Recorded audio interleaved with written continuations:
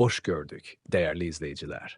Ülkede ve dünyada baş verən ən son xəbərlərdən anındaca xəbərdar olmaq üçün Günlük Xəbərlər YouTube kanalımıza abunə olun və bildirişləri açmağı unutmayın.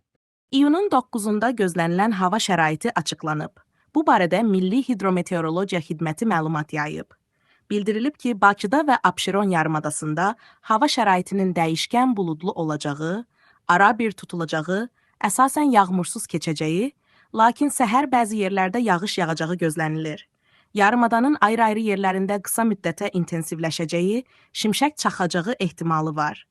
Gecə arabir zəif duman olacaq. Şimal-şərq küləyi səhər cənub-şərq küləyi ilə əvəz olunacaq.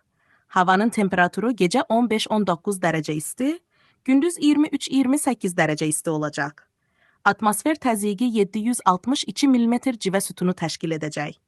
Nisbi rütubət gecə 70-80%, gündüz 50-60% olacaq. Azərbaycanın rayonlarında hava şəraitinin bəzi yerlərdə arabir yağıntılı olacağı gözlənilir. Ayrı-ayrı yerlərdə qısa müddətə intensivləşəcəyi, şimşək çaxacağı, dolu düşəcəyi, bəzi şərq rayonlarında yağıntıların bir qədər güclənəcəyi ehtimalı var. Gecə və səhər bəzi yerlərdə duman olacaq, mülayim şərq küləyi əsəcək. Havanın temperaturu gecə 16-20 dərəcə isti, gündüz 28-33 dərəcə isti.